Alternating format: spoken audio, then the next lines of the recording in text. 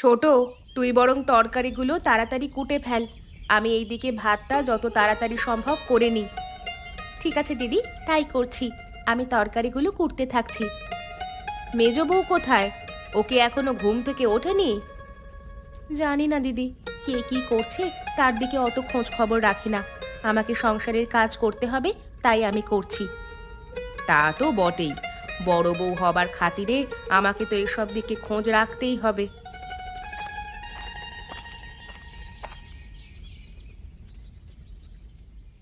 অত সব দিকে চোখ কান দেওয়ার কোনো প্রয়োজন নেই দিদি।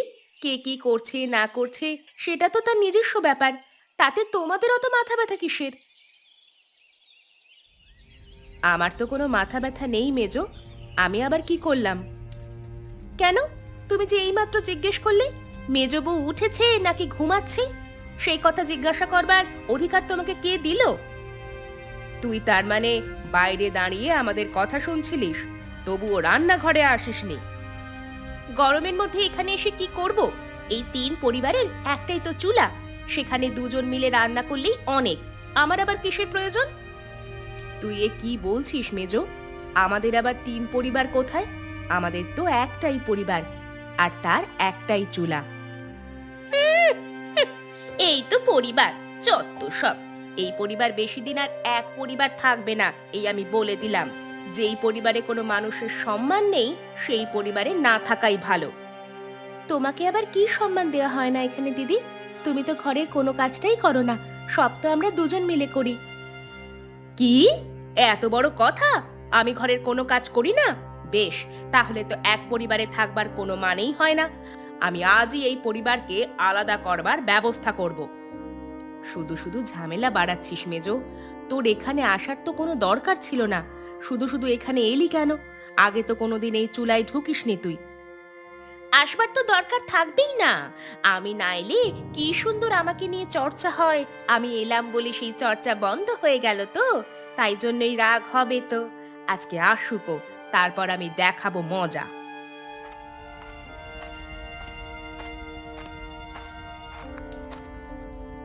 এবার কি হবে বলতো ছোট? যা হবার তা দেখা যাবে। তুমি এত ভয় পেও না তো দিদি। ও সব সময় চালাকি করবে আর ওকে ছেড়ে দেব, সেটা তো হয় না।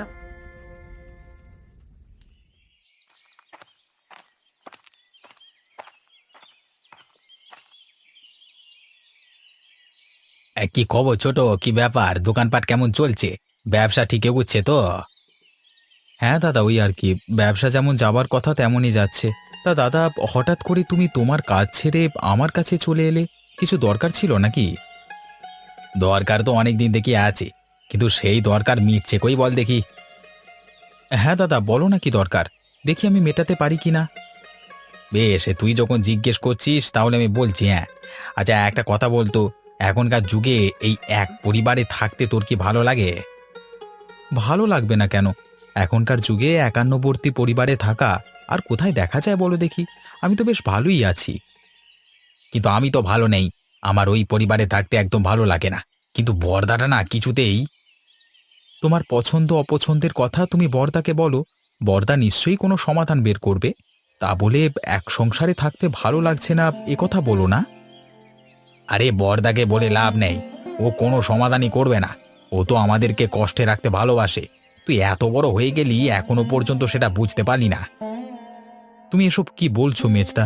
বর্দা ছোট থেকে আমাদেরকে মানুষ করেছে, আজকে এমন কথা বলছো কেন বর্দা সম্পর্কে? কেন বলছি তুই ভেবে দেখ, আমাদের পরিবারের সবথেকে বড় ব্যবসাটা কার অধীনে আছে বলতো? সেটা তো বর্দাই দেখাশোনা করে। বর্দা তো ব্যবসাটা সম্পর্কে ভালো বোঝে। তাহলে ও সেই ব্যবসাটা নিজের অধীনে নেবে না কেন বলো দেখি? আর ওখান থেকে তো আমাদের ক্ষতি কিছু হচ্ছে না। আরে চাঁদু, ক্ষতি হয় কি না হয় সেটা তুই বুঝলি কি করে? ওই সুদের কারবারি থেকে কত টাকা পরিবারে দেয় আর কত টাকা নিজের পকেটে ঢোকায়, সেই হিসেব কি তোর কাছে আছে? হ্যাঁ, হিসেব রেখে আমি করবোটা কি বলো দেখি? বর্দা তো এখনো পর্যন্ত সংসারের সবকিছুই নিজের হাতে টানে। একটা সবজির বাজার থেকে আরম্ভ করে সমস্ত কিছু বর্দাকে নিজেকেই করতে হয়। আমাদের তো আর সেখানে কোনো টাকা ঢালতে হয় না। ধ্যাৎ, তুই সারা জীবন একটা গাধাই রয়ে যাবি, তোকে বুঝিয়ে লাভ নেই। শুধু শুধু আমার সময় নষ্ট। যাই, আমি বরং এখান থেকে চলে যাই। ধ্যাৎ।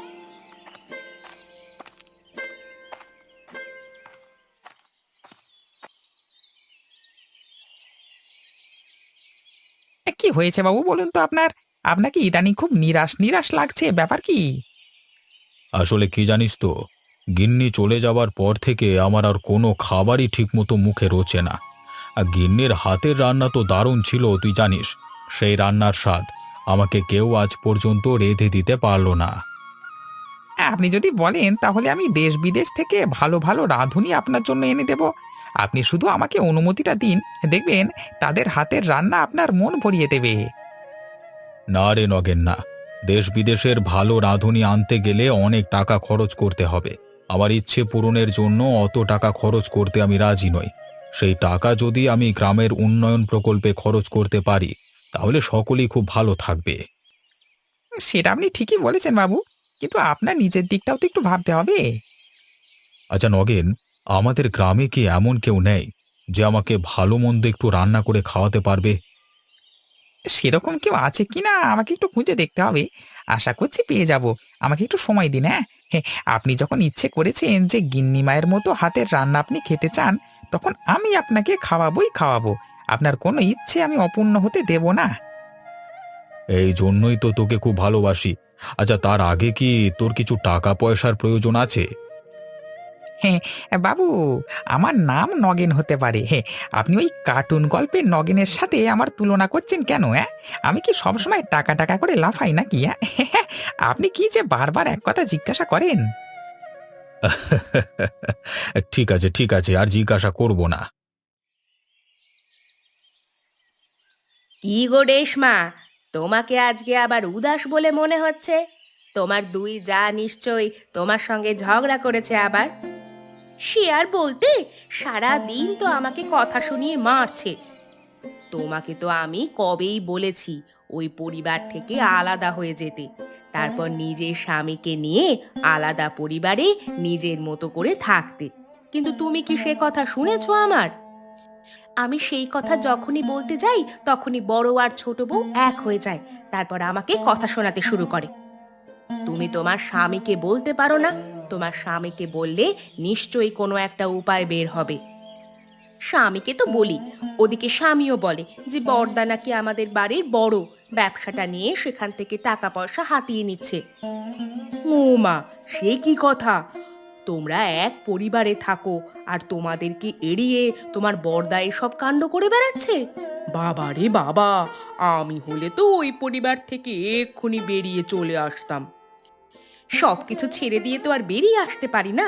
গোটা পরিবার ভাগাভাগি করে আমার ভাগের সম্পত্তি আমি বুঝে নিয়ে তারপর বেরিয়ে আসব।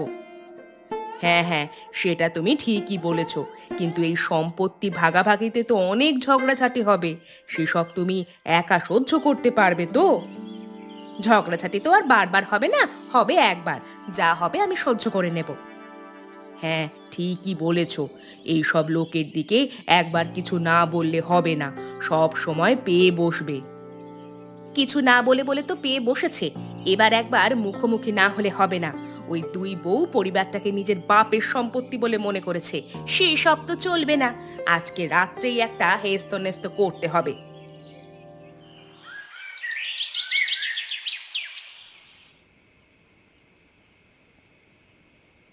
কি হলো গিন্নি? তোমার মন খারাপ মনে হচ্ছে, ব্যাপার কি? ব্যাপার আর তোমাকে কি বলি, আমাদের তিন বউয়ের এক পরিবারে থাকা সম্ভব নয়। এক পরিবার থেকে এক চুলায় রান্না করে আমাদের প্রত্যেক দিনই নিজেদের মধ্যে অশান্তি লেগে থাকে। আরে কি হয়েছে আমাকে খুলে বলো। কি নিয়ে অশান্তি লেগে থাকে? এই ঘরের সমস্ত কাজ আমরা দুই বউ মিলেই করি, আমি আর ছোট বউ। মেজ বউ একটা কাজও করে না, উপরন্তু আমাদের কাজের খুঁত ধরে। এইভাবে কতদিন সহ্য করা যায় বলো তো? মানুষের তো সহ্যের একটা সীমা আছে। গিন্নি, তুমি এই বাড়ির বড় বউ, তোমাকে বাকিদের তুলনায় অনেক কিছু বেশি সহ্য করতে হবে। সহ্য তো করছি গো, কিন্তু কতদিন আর সহ্য করা যায় বলো তো?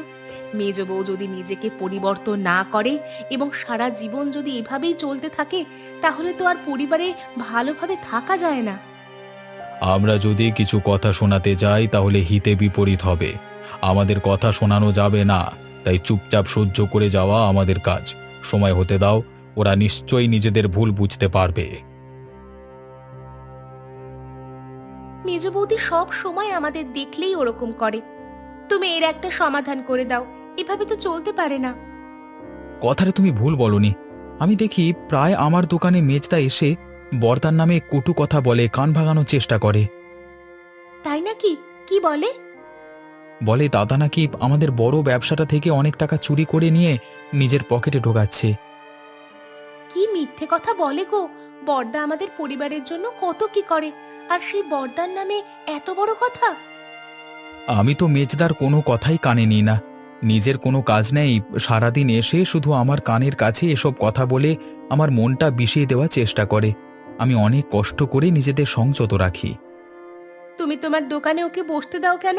ওরা দুজনেই সমান। মুখের ওপর তো আর চলে যেতে বলতে পারি না। আমি অনেক চেষ্টা করছি ছোটকে নিজেদের দলে টানবার, কিন্তু কিছুতেই তাকে দলে টানতে পারছি না। কিন্তু আমার যে আর এখানে ভালো লাগছে না। তুমি যত তাড়াতাড়ি সম্ভব আমাদের পরিবারটাকে আলাদা করবার ব্যবস্থা করো। আজকে তুমি একটু বেশি রেগে আছো বলে মনে হচ্ছে গিন্নি। সারাদিন ধরে অন্য লোকের কথা শুনতে তো ভালো লাগে না। তিন পরিবারের এক চুলায় আমাকে তো ওরা ঢুকতেই দেয় না। ওরা নিজেরা নিজেদের ইচ্ছে মতো কাজ করে, আর আমি কিছু বলতে গেলেই যত দোষ। না গিন্নি না, এইভাবে আর এক পরিবারে থাকা যায় না। কালকেই আমি দাদার সাথে কথা বলবো। একবার মুখোমুখি কথা বলবার প্রয়োজন আছে, জিনিসটা বড্ড বাড়াবাড়ির পর্যায়ে চলে যাচ্ছে। তোমার পেছনে ওই দুটো বউ মিলে সারাক্ষণ পড়ে আছে, এটা তো হতে পারে না। হ্যাঁ গো, তুমি অন্তত কিছু করো, না হলে তোমার ওই দুই ভাই আমাদেরকে আর বাঁচতে দেবে না।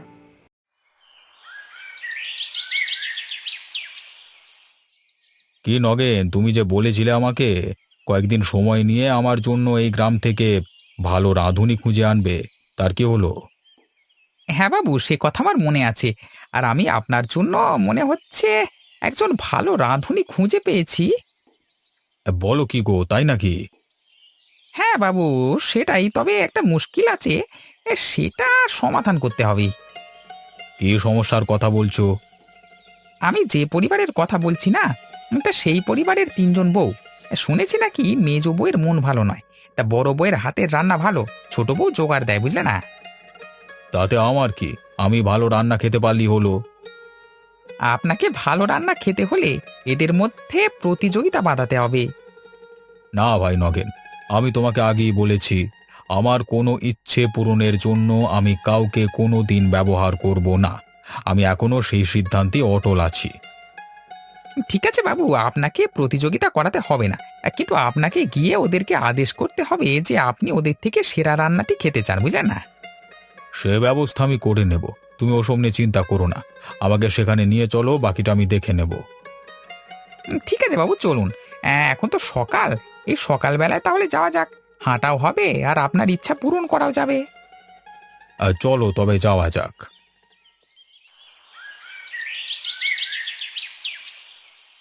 দাদা, তোমাকে আমি একটা কথা বলতে চাই। হ্যাঁ বল না, কি বলবি? আমার আর আমার স্ত্রীর এই সংসারে থাকতে ভালো লাগছে না, আমরা এখান থেকে চলে যেতে চাই। আচ্ছা, তোদের যখন এখানে থাকবার ইচ্ছে নেই, তখন আমি আর তোদেরকে আটকে কি করব বল? আমি সেই কথা বলিনি। আমি তো এখান থেকে যাব বটেই, কিন্তু তার আগে এই পরিবার ভাগ করে আমি সমস্ত সম্পত্তি নিয়ে যাব। তার মানে এই পরিবার ভাগ করবি মানে? মানে আবার কি? যে পরিবারে আমার স্ত্রীর কোনো সম্মান নেই, সেই পরিবার একসাথে থেকে কোনো লাভ নেই। তুই এ সংসারে থাকতে চাস না, সেটা তোর ব্যাপার। তুই আমাদেরকে বলছিস কেন? তোর না পোষায় তুই থাকিস না। আমরা দুজনে তো এই সংসারে খুবই ভালো আছি। সে তো থাকবে বটেই, তোমার গিন্নির পেছনে লাগলে না, তখন তুমি বুঝবে।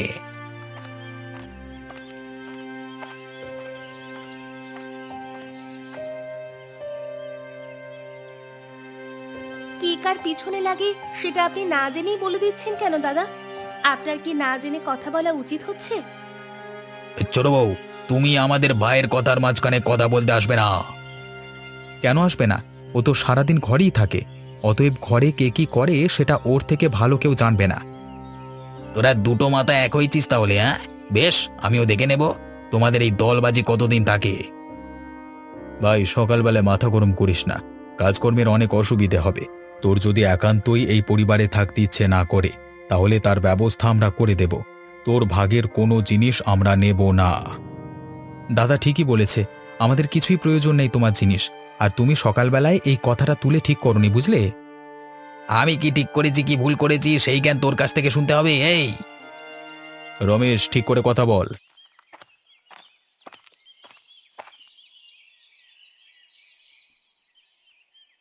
কি ব্যাপার কি? তোমাদের তিন ভাই সকালবেলা এরকম চিৎকার চেঁচামেচি করছো কেন? আরে বাবু, আপনি আপনি আমাদের বাড়িতে এসেছেন, কি সৌভাগ্য আমাদের। আসতে বাধ্য হলাম। আপনি না এলেও আমি আপনার কাছে যেতাম বাবু। কেন, কি দরকার? আমার আর এই পরিবারে থাকতে ভালো লাগছে না। আমি সেই কারণে এই পরিবার আলাদা করতে চাই, তাই আপনার সাহায্য চাই। ঠিক আছে, ওসব কথা পরে হবে। তুমি এখন সামনে থেকে সরো। তোমাদের তিন গিন্নিকে আমার সামনে ডাকো।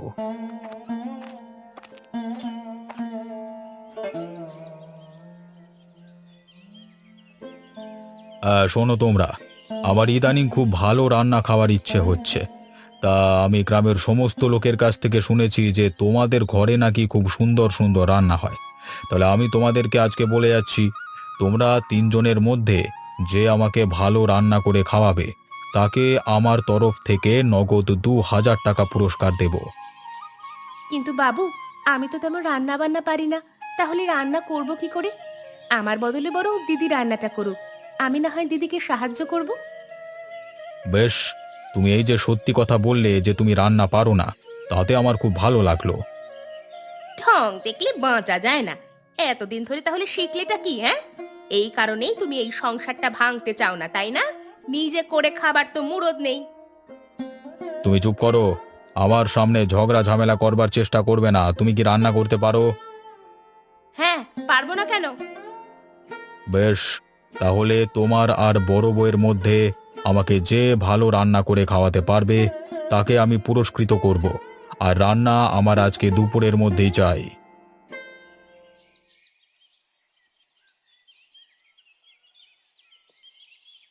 আজকে আমি আগে রান্না করব।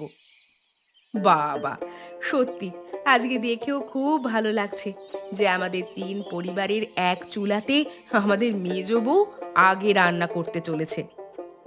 কেন দিদি, আমাকে দেখে খুব রহস্য করতে মন চাচ্ছে, তাই না? তাহলে শুনে রাখো, আজকের মোড়ল মশাইয়ের কাছ থেকে ২,০০০ টাকার পুরস্কার আমিই নেব। আমিও তো সেটাই চাই, যে তুই এই পুরস্কারটা জিতে নে। তোর রান্না আগে তো কোনোদিন কেউ খায়নি, তাই জন্য আমিও অধীর আগ্রহে অপেক্ষা করছি যে মোড়ল মশাই তোর রান্না খেয়ে কি বলেন। যা বলবেন সেটা তো চোখের সামনেই দেখতে পাবে। এখন বকিও না, এখান থেকে যাও। আমার রান্না শেষ হলে তারপরে এই চুলাতে তোমাদের রান্না চাপানো হবে, তার আগে নয়। ঠিক আছে, তবে তাই হবে।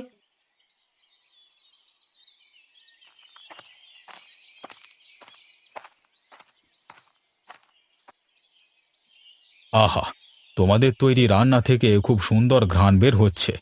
আশা করছি আমার গিন্নির মতো রান্না তোমাদের দুজনের মধ্যে নিশ্চয়ই একজন কেউ করতে পেরেছে। এইবার তোমরা একে একে খাবারগুলো বাবুর সামনে রাখো। বাবু খেয়ে বলবেন কার রান্না কেমন হয়েছে।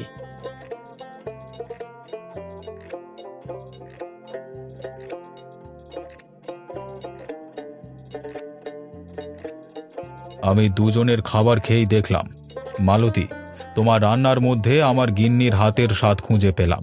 কিন্তু রেশমা, তুমিও যে খুব একটা খারাপ রান্না করেছো সেটা নয়। তাহলে কি মোড়ল মশাই, এই পুরস্কারটা আমি পাবো? তার কোনো সম্ভাবনা আমি দেখতে পাচ্ছি না। ২,০০০ টাকার পুরস্কার আমি মালতীকে দিচ্ছি। বাবু, আমার একটা কথা ছিল। হ্যাঁ, বলো কি কথা? আসলে বাবু, আমার রান্না করতে আমাদের ছোট বউ আমাকে অনেক সাহায্য করেছে, কিন্তু রেশমা একা হাতে সমস্ত কিছু ব্যবস্থা করেছে। তাই আমি চাইছিলাম এই পুরস্কারটা তাকেই দেওয়া হোক। বেশ, তুমি যখন চাইছো তাহলে তাই হোক। আমি ২,০০০ টাকার পুরস্কারটা ওর হাতেই তুলে দিচ্ছি। সত্যি দিদি, তুমি আমাকে পুরস্কারটা দিতে চাও? আমি জানতাম যে তোর মধ্যে অনেক গুণ আছে, কিন্তু তুই সেই গুণ ভালোভাবে ব্যবহার করিস না। আসলে আমাদের তিন পরিবারের এক চুলা হওয়ার কারণে তুই কোনোদিন রান্না করার সুযোগই পাস না। তিন পরিবার কেন বলছো দিদি? আমাদের তো একটাই পরিবার। তোরাই তো সকালবেলা আলাদা হতে চাইছিলিস। না দিদি, তোমাদেরকে ছেড়ে কোথাও গিয়ে আমরা ভালো থাকবো না। আমি এতদিনে বুঝতে পেরেছি তোমরা আমাকে কতটা ভালোবাসো। আমি তোমাদের সঙ্গে এতদিন যা খারাপ ব্যবহার করেছি তার জন্য আমি ক্ষমা চাইছি। ক্ষমা চাইতে হবে না রে বোন, তুই যে নিজের ভুলটা বুঝতে পেরেছিস এটাই অনেক। বাহ, তাহলে তো খুব ভালোই হলো। তোমাদের পরিবারের মধ্যে সমস্ত অশান্তি মিটে গেল। হ্যাঁ বাবু, আর এই সব কিছু হয়েছে আপনার জন্য। আপনি না থাকলে এই সুযোগ কোনোদিন আসতো না। আমি আর কি করলাম? ধরে নাও ওপরওয়ালা আমার হাত দিয়ে এই কাজ করিয়েছে।